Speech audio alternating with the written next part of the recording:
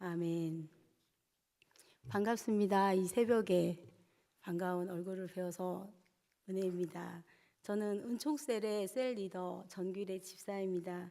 오늘 함께 나눌 주제 말씀은 우리는 믿고 기도하면 기적이 일어납니다 라는 주제로 함께 말씀을 나누겠습니다. 저는 이제 스승의 주간을 맞이해서 저에게 처음 설교 부탁이 들어왔을 때 저의 반응은 제가요? 라는 반응과 한 10초는 혼자 웃었던 것 같아요. 전화를 받으면서 계속 웃으면서 왜 설교가 저한테 들어왔을까 하다가 하나님의 이유가 있겠지 하고 제가 순종하는 마음으로 이 자리에 섰습니다. 제가 그러면 이 자리에서 어떤 말씀을 서로 우리가 같이 나눠야 할까 생각하다가 내가 만난 하나님을 전하는 게 우리 여러분과 같이 은혜를 나누는 게 좋겠다 싶어서 제가 만난 하나님을 전하겠습니다. 여러분은 하나님을 언제 어떤 기회에 어떤 하나님을 만나셨습니까? 저는 초등학교 6학년 부활절날 친구의 전도로 교회를 처음 나가게 되었습니다. 교회를 처음 나갔고 그곳에서 제가 만난 하나님은 나를 버리지 않는 하나님이었습니다. 어제 이지혜 집사님 설교하실 때 기도하시는 부모님 밑에서 모태신앙으로 자랐다고 하셨을 때 저는 어렸을 때 모태신앙을 가진 친구들이 너무 부러웠어요. 왜냐하면 저희 집은 하나님을 믿는 사람이 한 명도 없었고 저는 이남 이녀 중에 막내로 태어났습니다. 그러다가 저는 저의 어린 시절을 이제 설교를 준비하면서 저의 성격은 어땠을까 생각을 해봤더니 되게 소극적이고 수줍음을 많이 타고 주도적인 삶보다는 사람들의 눈치를 보는 모든 일에 자신이 없는 아이였습니다. 그런 아이가 집에서는 항상 혼자였던 것 같습니다. 항상 엄마와 아빠는 일하러 나갔고 집에는 저 혼자였었는데 친구 전도를 받아서 교회를 나갔고 이제 그 전에 제가 초등학교 1학년 때 저희는 유치원이 없었잖아요. 그래서 초등학교 1학년 때 이제 글씨를 배우면서 충격적인 사실을 제가 알게 됩니다. 그거는 글씨를 알면서 내가 지금 살고 있는 아빠가 성이 저와 다르다는 걸 알게 되었습니다.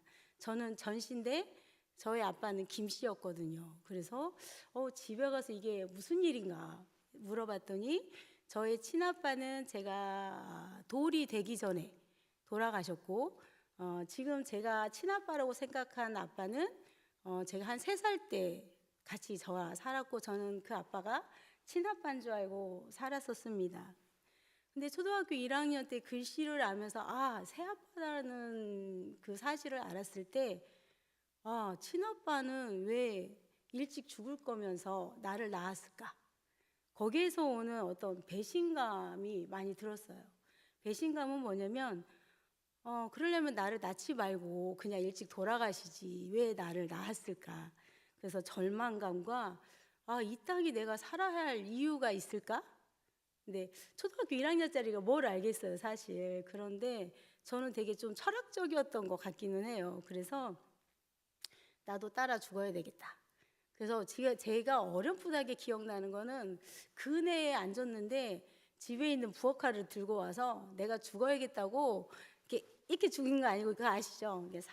살짝 하면서 나는 친아빠를 따라서 죽어야 돼. 이제 그런 생각을 했던 그리고 어디 산이 높은 산이 아니었는데 거기서 떨어져 죽는다고 뛰었던 그런 기억이 있습니다. 그렇게 저는 소극적인 아이로 그 새아빠라는 그게 저한테는 충격이었고 그래서 나는 이 땅에 살아가야 할 가치가 없는 사람이고 나는 이 땅에 왜 태어났을까라는 그런 고민 속에서 저는 어린 시절을 보냈습니다. 그러다가 초등학교 6학년 때 우연찮게 친구의 전도로 부활절 때 교회를 나가게 되었습니다. 교회에 나가는데 목사님 설교 말씀은 저에게 신세계로 인도했습니다. 그건 시편 27편 10절 말씀에 내 부모는 나를 버렸으나 여호와는 나를 영접하시리이다. 아멘. 세상의 부모는 날 버려도 하나님은 날 버리지 않는다는 그 말씀이 사랑받지 못하고 세상에 태어난 이유를 알지도 모르고 살아가야 할 이유를 깨닫지 못한 저에게는 대단한 신세계였습니다. 하나님이라는 분이 계시는데 그분이 나를 사랑하시는구나. 저는 그 문구가 너무 좋았어요. 세상의 부모는 너를 버려도 하나님은 너를 버리지 않는다. 그 말씀에 나도 이 세상에 태어나야 할 이유가 있었구나. 나에게도 사명이라는 게 있었고 내가 살아가야 할 이유가 있구나. 그 어린 시절에 그래서 저는 교회 가기를 너무 좋아했습니다. 그래서 새벽 예배, 주 어른들이 드리는 수요 예배, 오후 저녁 예배까지 참석을 하면서 하나님을 더욱더 알고 싶어하는 그 갈망으로 어린 시절을 그렇게 보냈습니다.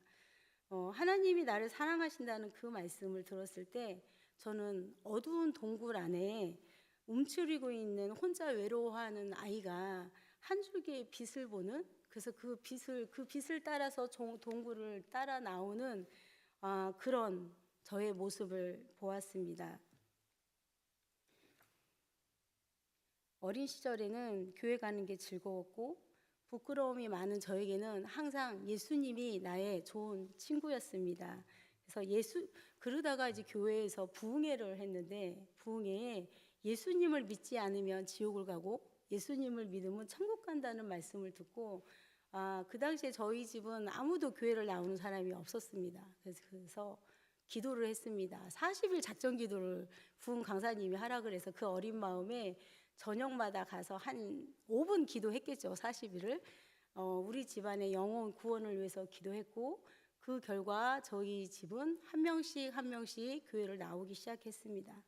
그 중에서 제가 가족 구원과 또 기도했던 내용은 하나님, 제가 새아빠를 사랑하게 해주세요. 말씀에 서로 사랑하라고 했는데 제 마음 한쪽 구석에는 새아빠를 미워하는 그런 마음이 있었습니다. 그래서 그 어린 마음에 하나님께 그렇게 기도했습니다. 하나님, 새아빠를 사랑하게 해주세요. 그래서 저희 새아빠는 26년 전에 돌아가셨는데 예수님을 영접하고 평안하게 하늘나라에 가셨습니다. 그렇게 저희 친정은 이제는 다 하나님을 믿는 은혜에 임했습니다. 중학교 때에는 제가 하나님이 가장 기뻐하시는 일이 무엇인가?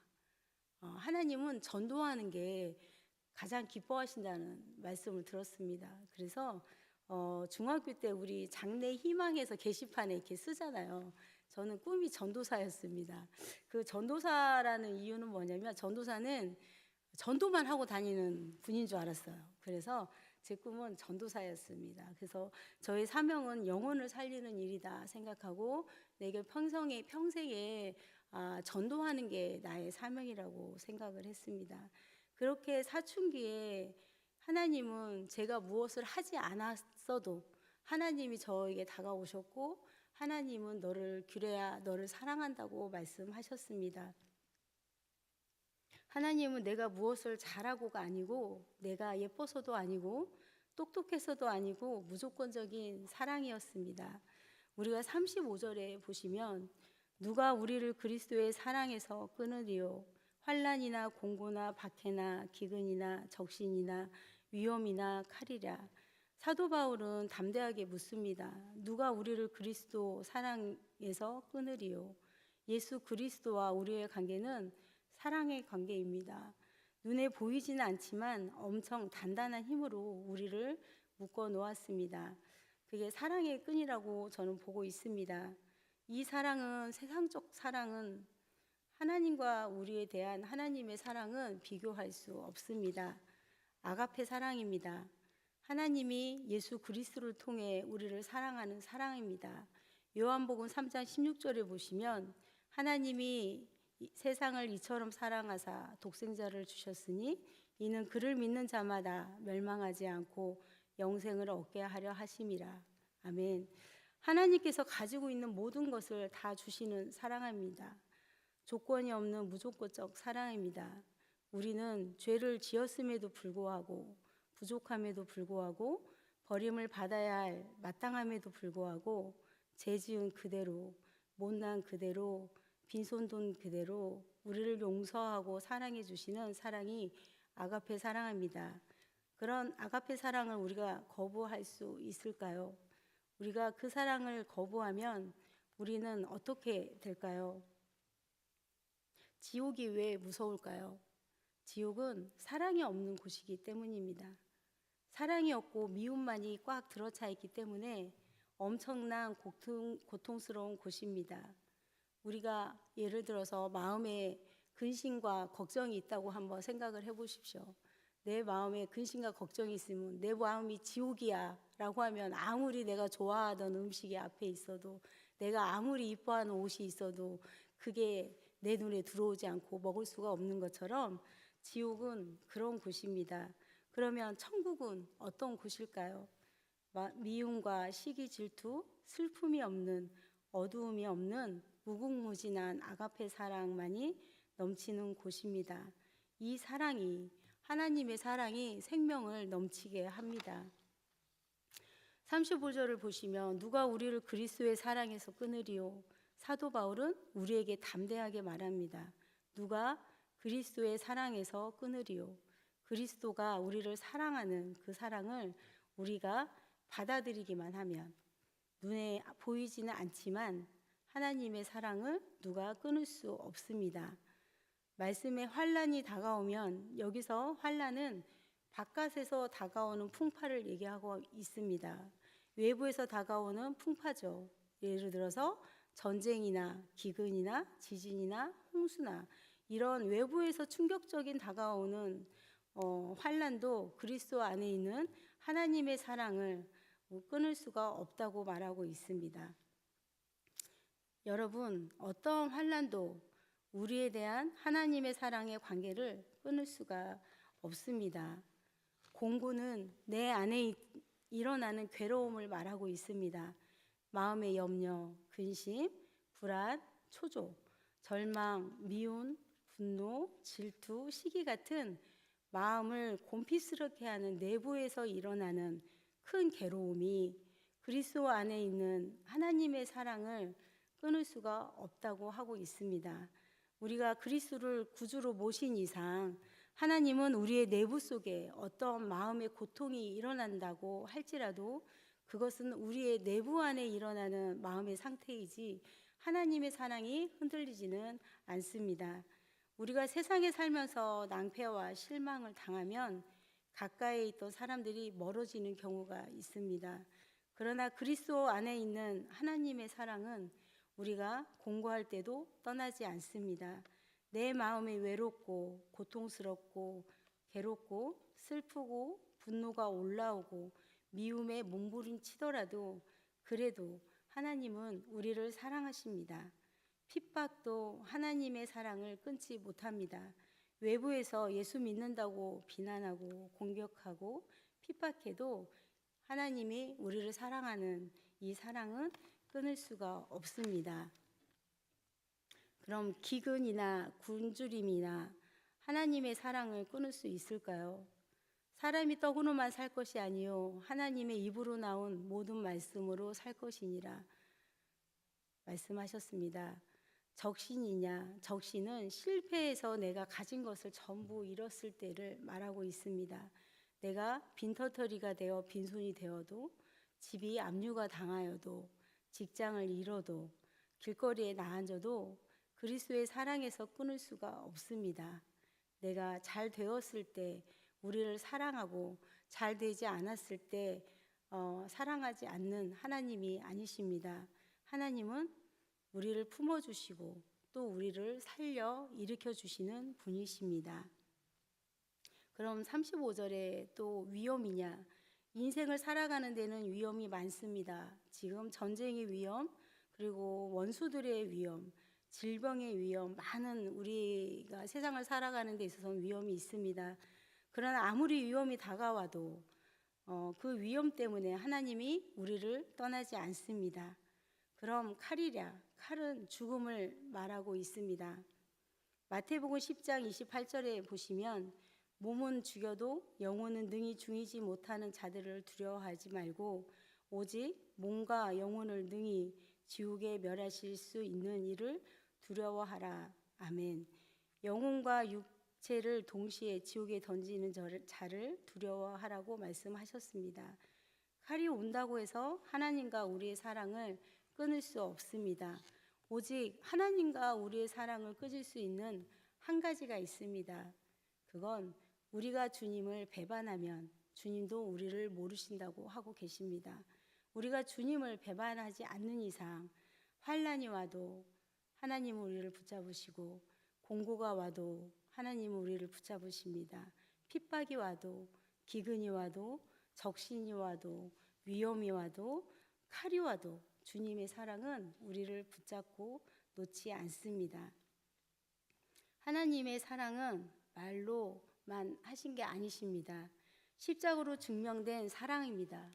주님은 우리를 사랑하는 사랑 때문에 그 죽음을 그대로 다 받아들이시고 십자가에서 우리의 죄악을 담당하셨습니다. 이런 예수님을 우리가 저버릴 수 있을까요? 예수님이 우리를 배반하지 않았는데 우리가 예수님을 배반할 수 있을까요? 저는 어린 시절을 생각을 하면 너무 감사해요.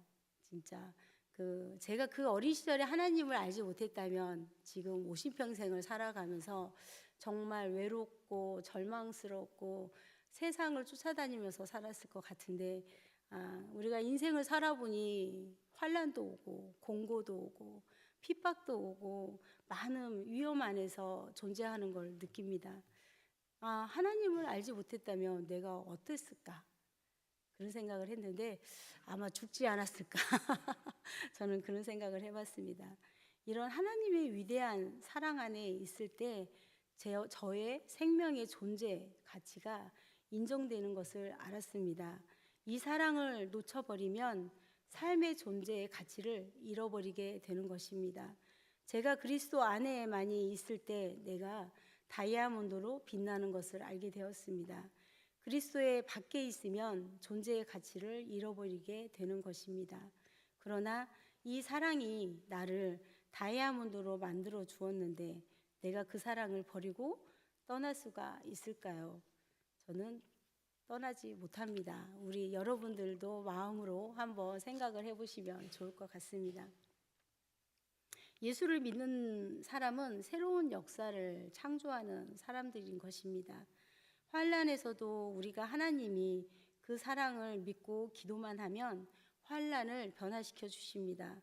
공고도 변화시켜 주시고 핍박도 변화시켜 주시고 기근도 변화시켜 주시고 적신도 위험도 칼도 하나님의 사랑이 변화시켜 주십니다. 우리의 믿음의 기도는 우리의 운명과 환경을 변화시켜 주십니다. 변화시키는 힘은 우리의 믿음의 기도를 통해서 나타납니다. 그런 믿음의 기도를 할 수 있는 것은 하나님이 나를 사랑하기 때문입니다. 우리의 눈에는 아무 증거 안 보이고 귀에는 아무 소리 안 들리고 손에 잡히는 것이 없어도 그리스도의 사랑으로 말미암아 믿음을 가지고 기도하고 인내함으로 이 모든 일에 넉넉히 이기는 것입니다. 우리는 운명과 환경을 짓밟고 일어나는 승리자인 것입니다. 그리스도의 사랑이 있기 때문입니다. 언제까지나 희망을 저버리지 않는 사람이어야 합니다. 어디까지나 모든 일에 합력하여 선을 이루시는 하나님을 믿기만 하면 됩니다. 우리 모두 상황을 넉넉히 이길 수 있는 믿음을 구하기를 원합니다. 기도하겠습니다.